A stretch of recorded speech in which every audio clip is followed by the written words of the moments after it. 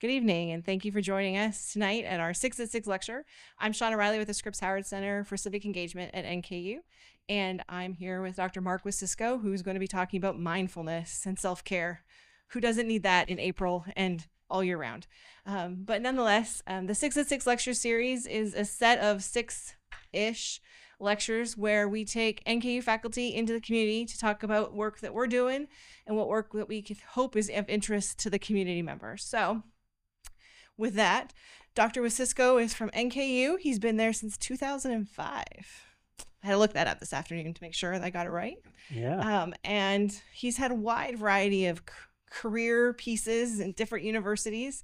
But one of the things that he's spent his last few years dedicated to is looking at leaders and our own well-being and self-care. And so as it says in your bio, as you dwindle down your career, I don't know about that part, but as you embark in this next step, it is a great service to the community and to us to learn more about that. So with that, I'll pass it off to Dr. Wasicsko. Thank you very much. Thank you. I appreciate all of you coming out on such a pretty day. I'd have stayed outside myself. We could have just done it out in the parking lot. As you heard, I have a very interesting and varied career. I spent 45 years in higher education administration. And like most people, I got to see lots of leaders. I got to hire lots of leaders. I saw people who I thought would be wonderful, turned out not so. And I saw people who I said, and turned out to be some of the best ever. I had a motto whenever I started hiring people. And the motto was, only hire people that I would want to work for. And so throughout my career, that's what I did. And I was very fortunate because when I started stepping down from leadership positions, all the people I reported to, I'd hired at one point. And so not that they treated me any better or worse, but what I found out was it's not so much what they knew, and it's not so much the tactics that they used, but it was their personhood that made the difference. And if you think of the best leaders you ever had, or the best leaders in the world, if you made a list of them, probably the first thing you wouldn't say is they were on time, all these different things that we consider good leadership tasks. So what I've found over the course of my career is that it's the personhood that makes the difference. And so we're going to talk about going from surviving, which is something we all have to do, and how you move to the next level up, a meta level up from surviving to thriving and enjoying things. And since this is a 6 at 6, I thought I'd do 6 practices. Makes sense? And so, so here we go. Suppose you are meant to be here today. I'll have to tell you that I don't believe in coincidence. I've long since given up on that. I believe in synchronicities. I think every single thing that happens to us in our lives happens for a reason if we can be present enough to figure out what that reason is. I don't think it happens by chance. And I love the term synchronicity. Carl Jung, you've probably heard of Jung. I mean, that was one of his key buzzwords that he just loved, and I loved it too. So I think we're supposed to be here today to fulfill our destiny, in part, not your entire destiny, but to get something from it that you can take away. So here's my mantra. My mantra is, the effective leader is first and foremost an effective person. And if you want to become a more effective leader, you don't do it directly by getting more tactics. What you do is you improve yourself as a person. You're committed to becoming a better person, and by doing so, you automatically, you get it for free. You get to be a better leader for free if you'll do that. So we're going to talk about what I always call the metaphysics of leadership. And you know what? It's like cognition. Cognition means thinking. And metacognition means thinking about the way we think. Well, physical principles it's not about the physical world and the tactics. It's about something at a higher level. And the higher level is our spirit, our attitude, those types of things. So we're going to do 6 today. We're going to talk a little bit about each of these. And I'm going to give you materials at the end, by the way, where you can have exercises for all these things. You can have it in text and audio, and it actually gives you some tasks to try and try it out for yourself. So you can just use it, share it with your friends. Everything at this point in my life and my career is public domain as far as I'm concerned. I want it to be used however it might be used. Self-care, focus on the win. Good leaders do that. Purposeful pause. You'll see what that is as we talk through it. And who's driving your life?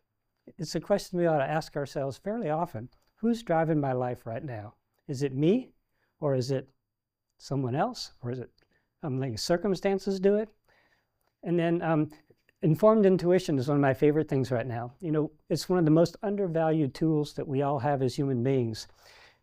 AI does a lot of great things for us. Matter of fact, AI can give you so much knowledge, but what it can't do, and I don't know if it ever will be able to, is it can't bring you wisdom. Wisdom comes from human experiences. You can't learn anybody anything. They ultimately have to learn it themselves. You can point them and say, why don't you think about doing this? John Dewey, back in 1906 or 08, I can't remember when, he said that if you want to really have somebody learn something, it's a matter of just doing simple things. They do something, and then they think about it afterwards. And by doing something, an experience, thinking about it, you can then start consciously trying to integrate it into your life. So we're going to talk about informed intuition today, and I'll tell you how you can use it even better. And then lastly, we're going to, this is the key one, in leadership, is letting go. You know, you have to let things take their course. A leader that tries to control everything is one that will never get to thriving. It will always be surviving. So that's what our agenda is for today.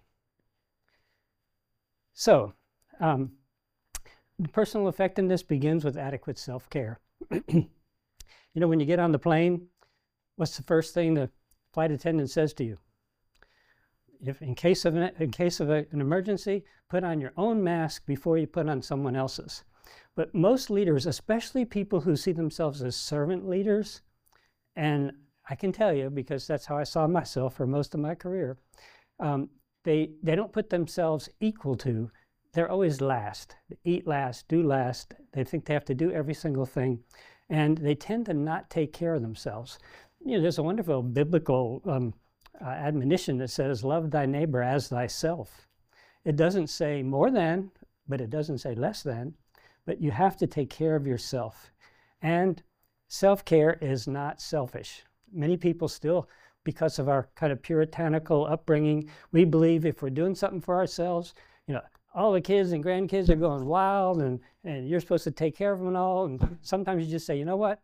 Sit down over there and shut up. I need a few minutes for me to regroup. And it's perfectly fine. Do it.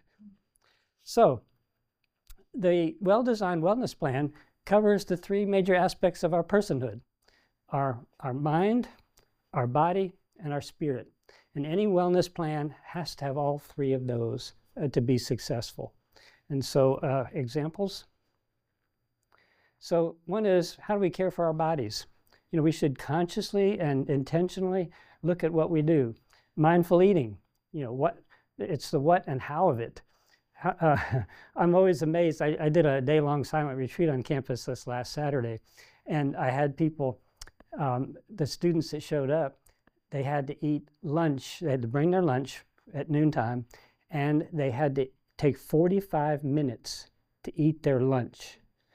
You'd swear it was one of the most difficult things they said they've ever done. They're used to the old saying, eat it now, taste it later. But, you know, they were just sitting there, and they couldn't talk. This was a silent retreat. They couldn't look at their phones. They had no phones. They had to sit there and eat their lunch for 45 minutes. And when they got done, some of them said things like, you know, I tasted some stuff for the first time. You know, it's usually just you throw it in there, mush it all together, boom, swallow, and you're done. But, you know, a good plan for eating is in the material at the end. There's a mindful eating game you can play with kids. That's wonderful. But anyway, it's the what and how you eat. Mindful fitness, I saw this saying the other day. I thought it was great. Sitting is the new smoking. You know, if you have an Apple Watch, set it up so that it makes yourself get up every 45 minutes. Drink a lot of water when you have a desk job, because then you got to get up and use the restroom often. And so, and if you drink a whole lot, it'll be about timed with your 45 minutes. So then you can get up and have a good excuse. You can't smoke inside anymore. I mean, I never did smoke, but you can't go outside and have a smoke. But you can go outside and have a lollipop, or you can just step out for a few minutes and get something to drink or whatever. And then the number one health issue for Americans is inadequate sleep. That's the number one thing that we have some control over, and we still are terrible about it. 70% of Americans have difficulty with sleep. And there are things you could do, and we'll give you some hints. All the research says, you know, minimum one should be getting is 6.5 to 7 hours, and optimally, depending upon your age and circumstance, 7.5 is just perfect. 10 for some people when you're in a tough situation or your body needs rest. But if you can train it to get at least 6.5, then eventually it will take over, and it will get exactly what it needs. Same with eating, by the way. If we could do mindful eating, eat until you're 80% full, then your body will come to a new adjustment, and it will give you your ideal body type. And by the way, I like this not to be a lecture. If there's anything I say that triggers a thought and you want to go off on a tangent, I love it. Or you want to ask a question, or you want to throw in something that you know, that's perfect. So for the mind, obviously keeping a positive mindset.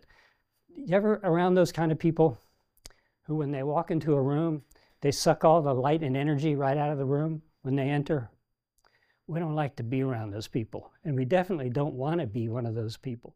There are other people that when they walk into a room, the energy of the entire room lifts, and you feel like you're in the presence of some super human being. Well, that's what we want to do, and you can actually make yourself more that way. And things like, well, the next one. When you get up in the morning, how many of you have gotten up recently and you just say, oh my gosh, I have too much crap to do today, and I'm just not really wanting to do that. And what you do is you take your attitudinal pulse. You use metacognition. You look at yourself and you say, how am I doing? How am I feeling? And then you try to take a deliberate step up the attitudinal scale. So the bottom of the rung is, well, there's a really low bottom, that's called depression, but we're going to stay above that one. But it's dread. I dread, I have to go to work today. When I, early in my career, I made a vow to myself, and I got this actually from Ray Bradbury. I had lunch with Ray Bradbury years ago, and he said that he had 2 or 3 mottos he made when he was a young person. He said one was he never will take a vacation, and he'll never take a day off. He will only do things that interest him enough that he'll want to jump out of bed in the morning and go do it. And he promised himself if he ever got up more than 3 days a week unhappy with what it was he was doing, he would find something else to do. And I've used that in my career, and amazing things happen. Doors open that you don't expect. Sometimes when you lose a job, you think it's the end of the world, and all of a sudden, a better opportunity comes about. And my entire career has been that way. I've been very fortunate.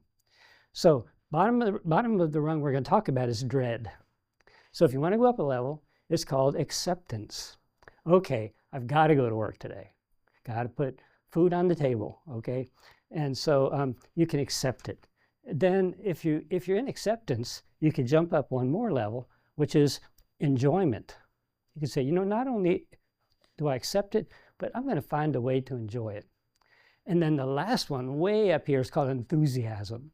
And if we don't get there too often, but if we could do anything that gets us to enthusiasm, we're doing great. Oh, and by the way, I forgot to tell you this. That paper I gave you, if you hear an idea that you say, I could use that idea, just jot it down in one of the boxes, because we're going to use that for something at the end. So anyway, it's attitudinal pulse. So take your pulse, get up in the morning, Say, how am I feeling right now? Before you get out of bed, sit there for a minute and just close your eyes and say, how am I feeling right now? And whatever it is, see if you can bump up one level. If it's dread, oh, I have some terrible meetings I have to go to today. Tomorrow we have a college meeting, but I'm going to jump it up to enjoyment, maybe. Maybe not enthusiasm, but anyway, we'll see. So anyway, keep trying to bump it up one level. And if you can do that, you'll find out your day is a very different day than if you stayed in that lower level. And the last one on this list is we can catch ourselves with metacognition. We can catch ourselves when we start this negative self-talk. Oh, I just don't think I can do it.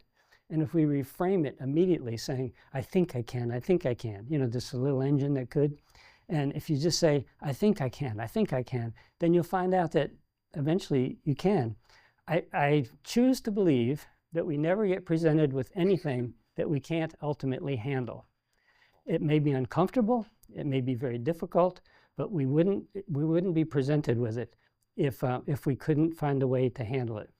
And all the research and all the good sense says, you know what the number one way to grow is as a person? It's through challenge. And it's sometimes through difficulty, usually through difficulty. I know in my life, the most difficult events in my life led to the greatest personal growth. Anyway, I'm not going to go into details on that one because we're short on time. Okay, caring for our spirit. Very important. And many of us have spiritual beliefs. Many of us attend spiritual organizations. That's a great way. And most of those actually hit these others. They say we should be serving others. You get great satisfaction in the service of other people. So it's too easy sometimes, especially when we're surviving, to just keep focusing inward and saying, oh, how am I going to get through this? How am I going to get through this? But one of the greatest tactics is to look outward. And you don't have to look far to find somebody who has things a lot worse than we do. And we can remember that. Don't dwell in it. Remember it, and then find some way to give some service. Find some way to help somebody. It might be a call. It might be helping someone in the parking lot the other day. There was a woman walking with a walker, and she was heading over to some place that was a good 100 yards away. And so I saw her and I said, can I help you over there? And she said, well, no. And yesterday was a blistery day. You remember how it was? She said, no, actually, I'm out here trying to get some exercise, but thank you for stopping to ask. So little things, if they come in front of you and you can do something about it. I think it was Desmond Tutu who said, what was his exact quote? He said, you may not be the best person to do it, but if you're there and you can help, help, because you're there. And then the other one is entering sacred places. It could be a church, it could be the library, it could be Starbucks, wherever your sacred place is. It's a place where you could go where you feel at peace. And hopefully there's a place in your immediate surroundings. I have a workshop in my basement that's one of my sacred spaces. So when I need to get away from everything, I can go into the basement and sit there and tinker on something, take my mind off of the world's troubles, and just be with just me, my presence, and the greater presence. Presence. How did it know that? Focus on the win. Leaders are taught this, but it's a different win when they're taught it. The win that I'm talking about is what's important now. And what it means is that when something confronts you, you can look around it. You know, our minds are wonderful at mind traveling. They worry about the future or they ruminate in the past, and we don't spend as much time as we should right here, right now, in the very present moment. So if you focus on what's important at this moment, then you'll find out a different world opens up to you. I even tell people, any of you like to play board games? Our family loves board games. And I teach my grandkids and my kids how they can win 80% of the time. Now, if you're a baseball player and you can get a hit 50% of the time, you're a pro. If you can play, we love Ticket to Ride. Okay, that's one of them we play. And if you focus on all the moves and you're right there in the moment and you don't try to manipulate the outcome, that's the trick. What we try to do, unconsciously even, is control Mother Nature. You know, we try to control the weather. I'm going to have a party that day. The weather's got to be perfect. I keep looking at the Weather Channel. Oh my goodness, what's happening? You just wait and see what shows up. That's what's important. Now, frequently, what's the most important? In my college career, I have a report due to the provost, and someone comes into my office and is having the worst day and some personal issues. I don't do the report. What's important right now is that person. That's the most important thing. And when you're by yourself, who's the most important person? You are. And so you should be taking care of yourself when you're by yourself. So focus on the win. What's important now? Purposeful pause. You'll read, there's an article I wrote that's in the resources. When the pandemic hit, we were living in Lexington, Kentucky. And by the way, I've been a virtual instructor for 10 years. All of my courses are online. Right now, I only teach courses in mindfulness. They're electives, and I have more students than I can deal with. And I love it. I could have retired 10 years ago, but I just love what I do. So Ray Bradbury's, you know, if you love it, keep getting up and doing it. When we moved, my wife's mother was ill. She was 90 at the time, and they lived on a family farm up in Indiana. And so we decided we would leave Lexington and go up there to help her out, to take care, do some really palliative care is really what it was. And so we moved back into the old farmhouse right next door. And we had two dogs, two big old dogs. And every morning I'd take the dogs out for a walk. And there was one dog that you'll see in the article with pictures. His name was Tucker. And we would go walk on the roads, country roads, hardly ever see a car. And he would just kind of walk down, and all of a sudden we'd get to the rise of a hill, and he'd sit down. He was 100 pounds, okay? He would just sit down there and just look. And I'd tug at him, and I'd say, come on, I got things to do. You know, we got to do stuff, we got to do stuff. And he would just sit there. He would not move, sometimes 5 minutes, sometimes 10 minutes. And one day I said, well, why don't I just see what happened if I did what he did? And so when he would pause, I would just pause and look around. And what I found was great peace. And there's an activity that I like to do when I pause. And we're going to do it. For 1 minute, I just want you to close your eyes for 1 minute, and I'll time it. And what I want you to do is, I got this from Mr. Rogers, by the way, okay? One of the greatest mindfulness teachers ever. Tucker was a great mindfulness teacher too. But I want you to close your eyes and just for 1 minute, think about a person or a being that loves you into being. Someone who helped significantly to make you who you are.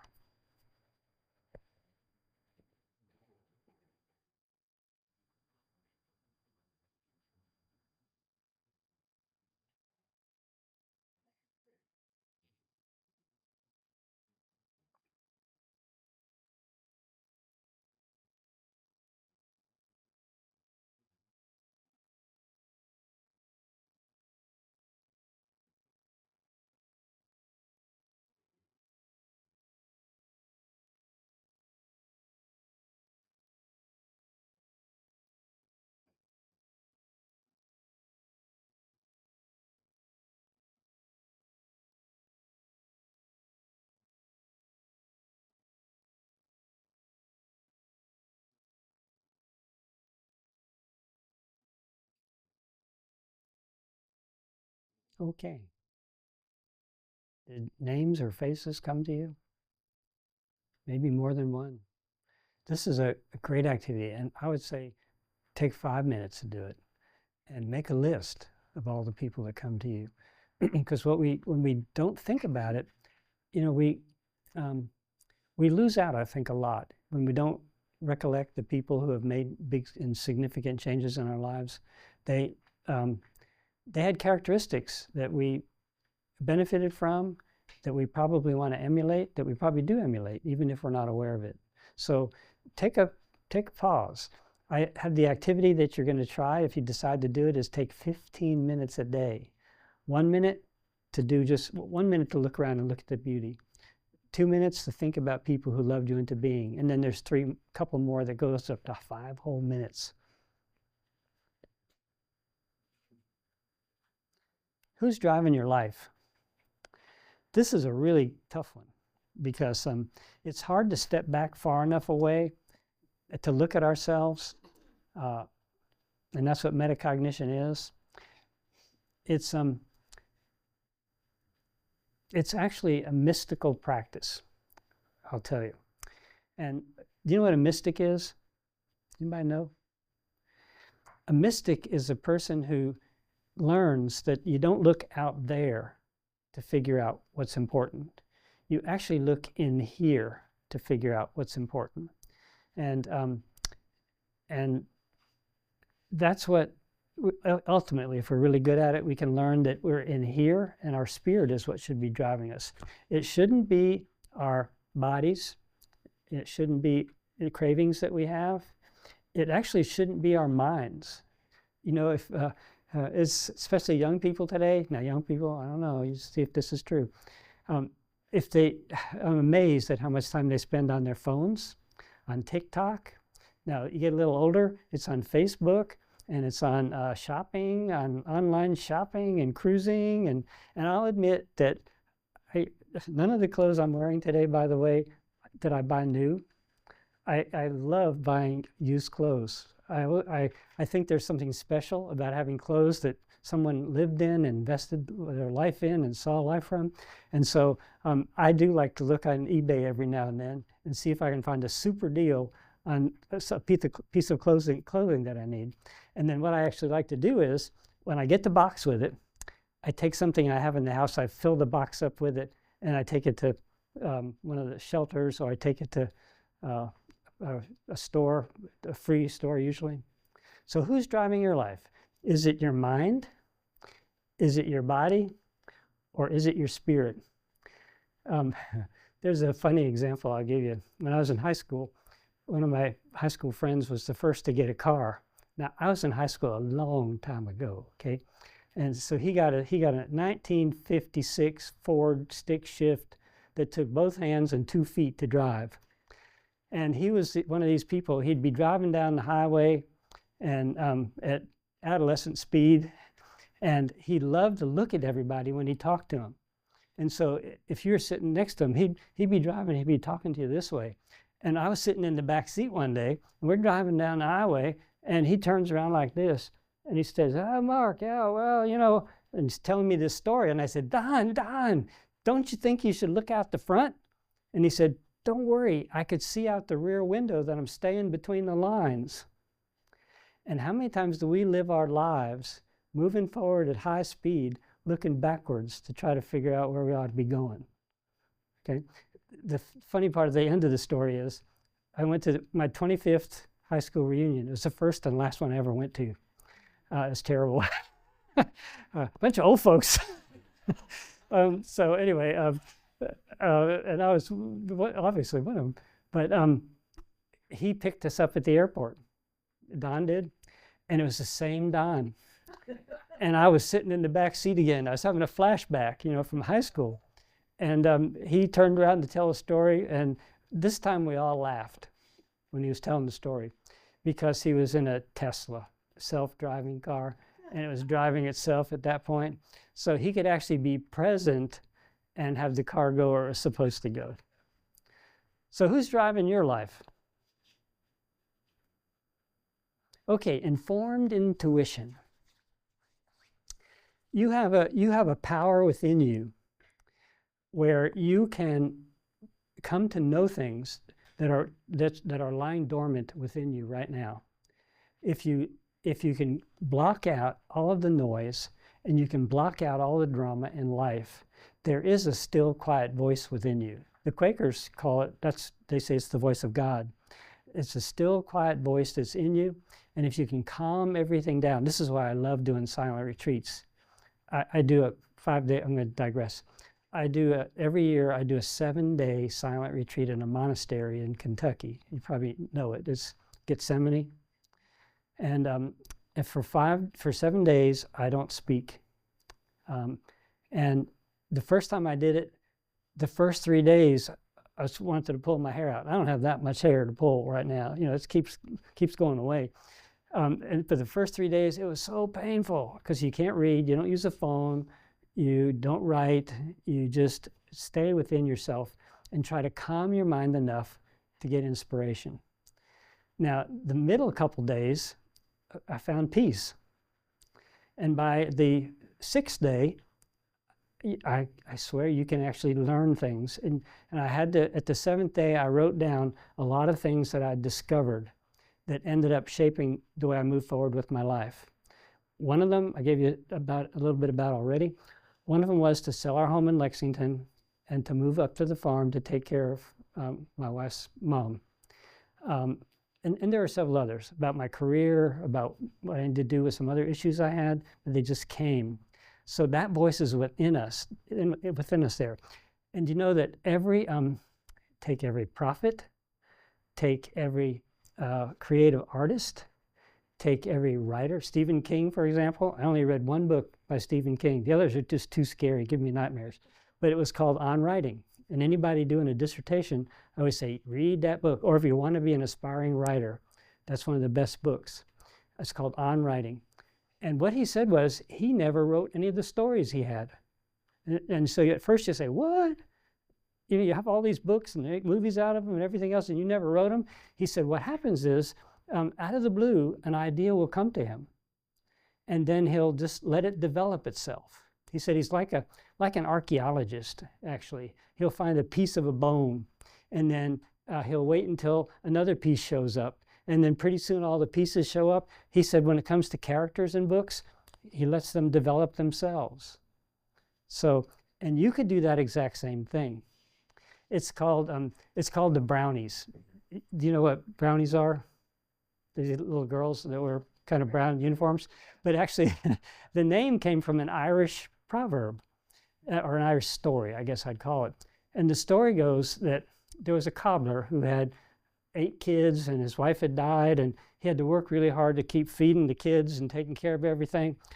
And one day, he had to deliver like 30 shoes within the next day or so. And he cut out all the pieces, but he was so exhausted, he just fell asleep.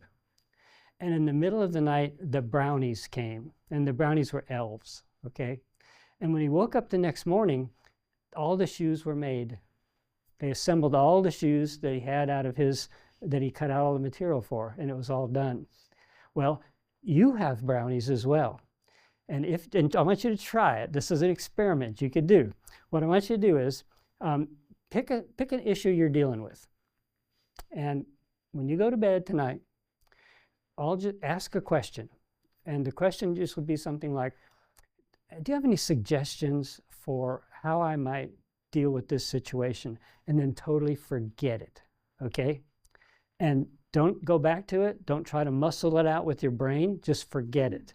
And what you find out is sometime within the next few days, while you're taking a shower, while you're walking down the street, all of a sudden something will pop into your head that gives you insight into that particular problem. Albert Einstein, he said that he could not have discovered the theory of relativity using the power of his mind. And he had a mind that was absolutely humongous, amazing. A story about him that I really liked was his office was always a mess. You'd walk into his office and it was stacked high with clutter of papers and books and everything opened up and laying all over. And a reporter came in one day and said, Dr. Einstein, how do you deal with all this? And he looked around and he said, well, if you think this is bad, you ought to look in here. But he said that it was only through intuition that it all of a sudden popped into his head that time is relative. And that served as the basis for everything he did to develop the entire theory of relativity. So you have that ability. It's already programmed into you. But the problem is trying to quiet your mind enough and not worry about all that stuff so that you can let that quiet voice bubble up. So I recommend you trying it, seeing what happens. Anybody have an experience that informed intuition? I say they happen all the time if we just are present and you're focusing on the moment. I mean, you'll be amazed at what will pop up into existence. You'll be amazed that you'll know what to do when you don't know what to do. And that's what a really good leader does. A really good leader somehow knows how to do, knows what to do when they don't know what to do. They stay in the moment. They ask themselves what's important now, and putting those things together, they actually come up with a solution. And one of the best solutions too, by the way, for a leader to use is to don't know all the answers and ask people. Say, what do you think? What would you do? And when I was in my different positions, I would have people that would come and say, I got this problem, and I would never answer the problem. I wouldn't give them the solution. I'd say, well, what do you think? Let's talk about it. And as they talked through it more and more, what they discovered was they could talk out the answer and they could figure out what to do. Occasionally, I disagreed very much with what they came to the conclusion, but I said, you know what? You don't learn by fixing things for people. You learn by letting them experience it and then undergo the processes afterwards. I'll tell you, I had one dean when I was provost at a university, and one of the deans came to me and had this problem and went through it all. And it was a situation that could easily end up in court. And so went through it all, and the dean decided to do this one thing, which wouldn't be what I would do, but it was within the realm of, what could be tried. And I didn't say, oh, I wouldn't do that. Here's what I would do. What I said instead was, if you feel good about it, think about it, and if you feel good about it, let's try it. And if it ends up in court, I will go with you. And it did end up in court. But I'll tell you, this person, and I use he, but it actually was a she, but anyway, this person became one of the best people I ever worked with and became my boss later on. So I was just tickled that they learned significantly from the experience. Again, you can't learn somebody something. Wisdom comes through experience, not through just knowledge. So try your informed intuition out and see where it takes you. And just again, see what happens. You can email me if you get something really good. I'll give you one other example. We're here till what, 9? No. When I was in college, I was working in a dormitory like many college students do. And one of my duties, because I needed money, I was working my way through college. My parents were not wealthy and they couldn't afford to pay for college. So I was working move-in days and things like that. And on move-in day, it ended at noon on Friday, and my buddies and I were going to go plan what we're going to do for the last weekend before classes began. And just as I punched out, was getting ready to go, a taxi cab pulls up, and this co-ed gets out of the taxi cab with 4 suitcases, 2 trunks, 2 baskets. And my boss said, I was the last one there, my boss said, you can't leave till you get her up to her room on the 4th floor and the elevator's not working. And so, and this was about 12 o'clock, I was hungry, you know how guys get, when their stomachs are just, anyway, so I dragged all of her stuff up there, and she was telling me her story. She said, I came in on the train, I couldn't get a taxi, it took me a long time to get here, and I was just throwing stuff in her room, chucking it in there. And so she was trying to be very pleasant and thanking me, and I just kind of marched off after that.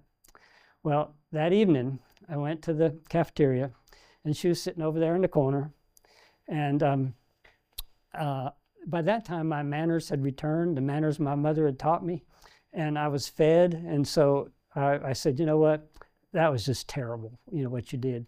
And so I said, I need to go over there and apologize. And so I went over and I said, I want to apologize for being such a jerk today. And she said, yes, you were a complete asshole. Is there a buzzer? Bleep, bleep. Oh, no. And so I said, yeah, I admit it. I was just not there. And she says, and you know what?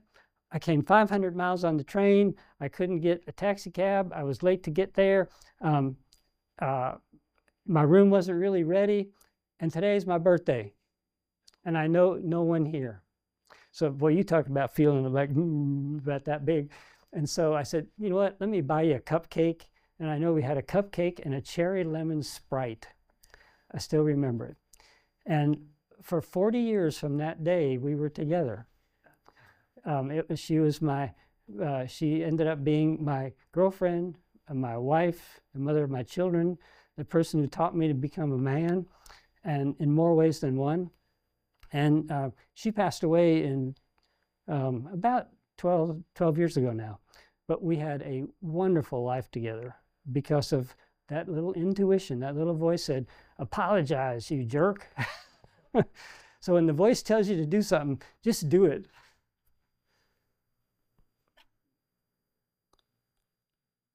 All right, letting go. This is the big final, this is the finale. One of my favorite writers, kind of a philosophical and a spiritual writer, is Joseph Campbell. I don't know if any of you have read any of his works, but one of the statements I love that he puts in there, he says, when you give up the life you're planning and accept the life that's meant for you, you'll find more contentment. Okay, and I just believe that's true. If you have a spiritual tradition, you can say, I believe that I will only be presented by my Creator with things that I can handle, and I will be given the tools I need to do it, and so I can't control it, so let it go. And just think in your head for just a minute, how many times do you try to control something that's totally outside of your control? Like the weather, like what someone thinks about you, if someone likes you or doesn't like you, all those things are outside of your control. They say there's only 3 kinds of problems in the world. There's your problems, there's their problems, and there's God's problems. And you got to figure out which one you got. And that's, you only got one of them you can do anything about. And we all fall into this trap, especially when it comes to kids and grandkids. The hardest thing in the world is to watch your kids or your grandkids do stupid things. And you know that if you harp on them and you tell them over and over again, it's going to do nothing.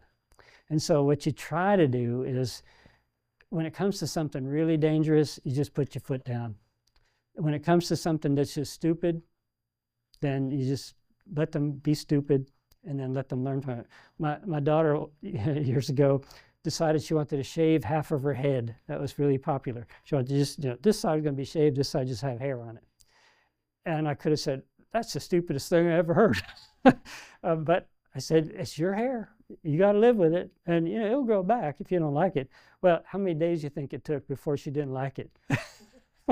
And how many days of lesson did she learn over the course of the next 2 months to grow it back to where she liked it again?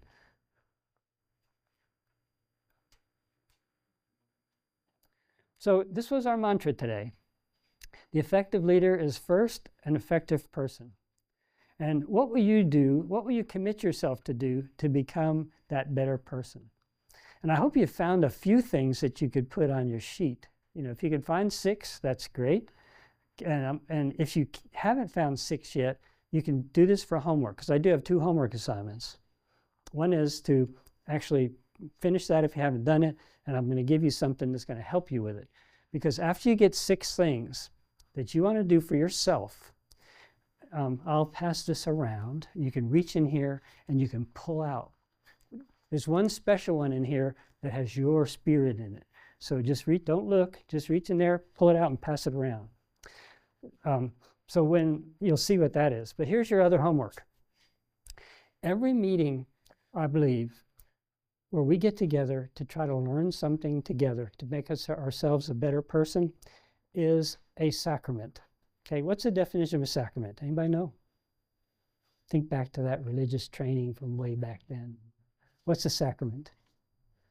It's an outward sign of an inward grace, right? Okay, so we were here together today to think about some things in our lives, and if we're lucky, we've actually been changed just a little bit even. When we leave, we'll be just a little bit better person than when we came. So here's your assignment. I want you to do 3 things over the course of the next week. The first one is to do something special. Oh, and by the way, the outward sign part, when you go home, when you go back to your office, when you go back wherever it's going to be, people ought to know you're different because you did something today that was different.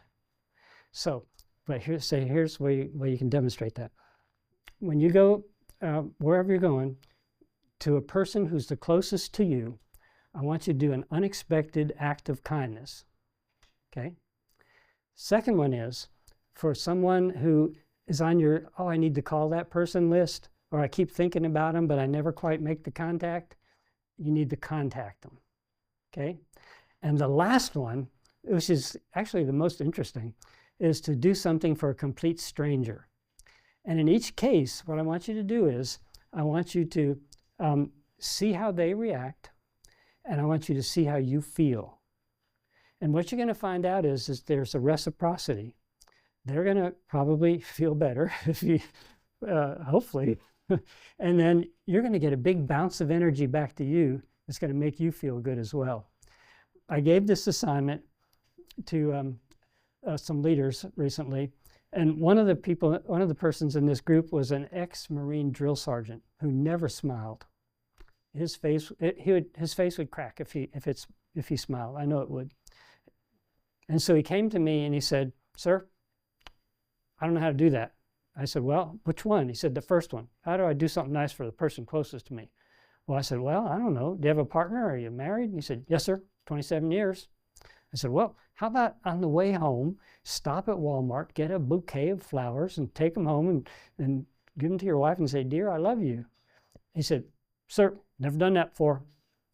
I said, "You know, it's a good $5. We'll get it." Well, anyway, it was a multi-day workshop. He came back 2 days later when we met again. He came up to me and said, "Sir, you want to know what happened?" I said, "Well, I don't know. Do I?" And so he said, "First of all, flowers are $10, not $5. And so I said, "Okay." And he said, "I went home, like you said, stood at the front door, rang the doorbell. My wife opened the door. I handed her the flowers and said, 'Dear, I love you.' She took the flowers, threw them in my face, slammed the door, ran into the bedroom, jumped on the bed, and started to cry."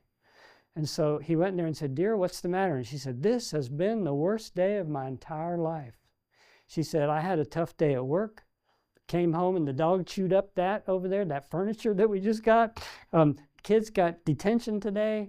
Dinner's burnt. And now, to top it all off, my fine, upstanding husband came home drunk." So anyway, we'll see what happens when you try it. Last thing, what'd you get from the bag? And we have to make sure they get one in there too. What'd you get? Did everybody get one? Oh, you all didn't get one over here yet. Okay.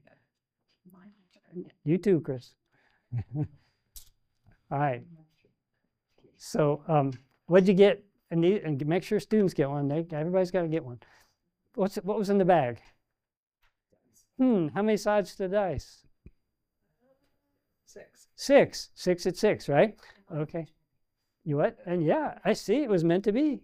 It's synchronicity. It's not. Okay. So what you do is after you fill out your 6 forms, you set it on the bathroom sink, you put the dice on top of it, and every morning when you get up, you roll that dice. And whatever number comes up, you look on your sheet, and it says, "Today I'm going to take 5 minutes of meditation." Or I'm going to think about people that love me. And then do it that day. Next day, roll the dice again. And that's the way it is. Okay.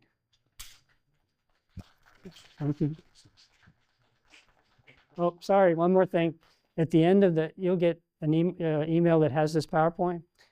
You have the first one, if you click on it, you'll get a whole page of mindfulness activities that are both printed and audio. So you can listen to same thing. The second one is if you want a free course, It's called everyday mindfulness. It's how you can turn every single thing you do in a day into a mindful activity. The third one is, if you're really brave, you want to know what people think of you and how mindful you are, it's an anonymous survey that you can send out to folks, and they'll give you a response after you rate yourself. And hey, NKU offers a mindfulness micro-credential. You can take 2 courses and have it for your transcript. 2 great books, read From Strength to Strength and Building the Life You Want, both by Brooks. Okay, I'm done. All right. Questions? We have 5, 6, 7 minutes left. Questions, answers, insights. Teach me something.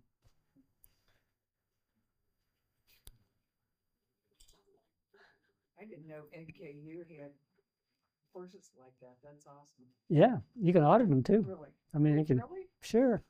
My retirement, I'm writing 2 books right now. One is called In Search of the Old Soul, and it's what I've been doing for about the last 20 years, where I've been interviewing people all over the world who are old souls, and just finding out what they think the meaning of life is and what's important to them. I've been to China, I've been to Europe, I've been elsewhere, and so I'm putting all of that in the book. And do you know what I discovered with all of them? It doesn't matter what language, what country, they all say the same things. But you have to read the book to find out. But the book will be free. Everything I do from this point on is public domain. So also the courses, the 2 courses I teach at NKU, within the next year and a half, I'll have free versions of those online. So you don't have to take it for credit. You can just do it for your own growth. I'm working on that right now. So before I leave this world, I'm going to have that done. I hope, God willing. All right, what else? How do you find an old soul? I mean, how do you recognize Okay, an old soul? here's what I did. Yeah. I call them second generation. I started out by asking some of the people who seem to me the wisest people I've met. And I can give you some names even, some local names of people. And then I ask them, I interview them, but then I ask them, who's the oldest soul you know? And it's a funny thing because there's no definition of an old soul, but everybody kind of knows what it is. And so I'd ask them, who's the oldest soul you know? And then when I go interview those people, I'd say, who's the oldest soul you know? And so I had this whole big train that took me across the country. And then someone once mentioned a monk in a Lama temple in Xi'an, China. And I just happened to get see, this is how life works. I just happened to get a scholarship, actually a fellowship, to go to China for a month to study. And so I went there and I interviewed the monk, and I interviewed a few other people and got to see the holy places for the temple. It was amazing. But it happens, if you just let it be, let go. What else? Any others? We've got 2 minutes. Yes. Yeah. Where did you, where are your books? Where can you find the books? You will see, if you think that's that's what I'm working on, is trying to make sure I get it out there. Some of the activities you see are part of the book. Okay. So I'm putting them all together right now, and it will be an audiobook or a PDF Kindle book, but they'll be free as well. But I'm probably still a year and a half away from, I got to quit teaching all these courses so I can, so anyway, to get the time to actually do it. Oh. But if you like the activities, send me an email. I'll send you a bunch more. And the only cost to you is you'll give me feedback on them. And you say, okay, you could improve this by doing this or that, or add this, think about that. That's the only cost. Anybody else? We have one from online. Oh, good. But my old soul, old eyes are hard to read this. So it's from Gail. She said this was fantastic, so wonderful. What do you do when you are around a person who always has a way of living that is different from you? Is that difficult to let go? Oh, if they're different, so different than me? Yeah, this is a tough one. If you're living with them or if you're just around them. We'll take both. Okay. If you're living with them, what I would say is that people react to the way you react to them. And so I always say, if a person is not treating me well, there are two parts to it. Part of it is their problem, and part of it is my problem. I'll give you an example really quickly. I had a dean that reported to me once when I was a provost at an institution who everybody hated. I mean, he was gruff. He was kind of mean and nasty to people. And I was just, as a matter of fact, when he'd come into my office, he would always try to insult me. I was his boss too. It's kind of weird. But anyway, I said, you know what? In that person is a good soul. There's just something, he has a shell. And so no matter what he did, I would always smile. And if he said something derogatory, I'd say, you don't mean that. And what happens is you set up an energy field. There's something called mirror neurons. Mirror neurons are, you have, I don't know, 127 muscles in your face. And they demonstrate your emotions. Okay, you can't control them. If you really think someone's disgusting and you look at them, they will see and feel disgust. Okay, so with this person, what I had to do is, I know he's coming to my office, so I'd sit there and I'd say, what is it about this person that I really like? And you can always find at least one thing about a person you like. And I would focus on that. I'd say, nice hair, nice hair, nice hair. Or I'd say, oh, he dresses nicely. And that's what this guy always had nice hair and dressed nicely. So by the time he walked into the office, I was thinking, oh, nice hair. I like your suit, you know. And it set up a different energy field. And so one day, when he said something really, I don't remember what it was, I just kind of laughed and he laughed back. And we cracked it, you know. And then I started learning more about his life, about his difficulties, about he was taking care of his aging mother, who was the crankiest person you could possibly be around. So, you know, and we became lifelong friends. I removed him as dean, but we were still lifelong friends because he just was not good for the organization in that role. We found him something else to do that was much better. So the same principle applies at home. You know, if somebody's being a real pain in there, you know, Woody, find one thing when you go see that person, I like this, I like this, I like this, and then interact with them. And when they give you some reactions you don't like, try to ignore those and just keep thinking of the things you do like, and you'll find out it works. I had another case really quickly, another person just like that, but I loved to play racquetball. And so he was the only person I could find that would play racquetball at lunchtime with me. So he was always, yeah. And then I just wouldn't, I'd just laugh when he'd say stupid things. I never reinforced it, never added to it, even if it was about me. And one day, after about a year of playing racquetball, he looked at me and said, you know what? If I hang around you long enough, I might learn something. So I said, crack. You know, we found the crack. And so, yes, anyway, those are some tactics, strategies, but rather that you could use. Anything else? Have a cookie. Oh, and well, we did that. You got your dice? Everybody's got them? All right. Well, thanks for being here. I enjoyed it. So wait for the material to come. You'll get it.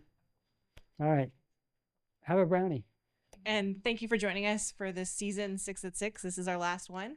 We're starting our fall season in August. We hope to see you back in the seats again. Thank you.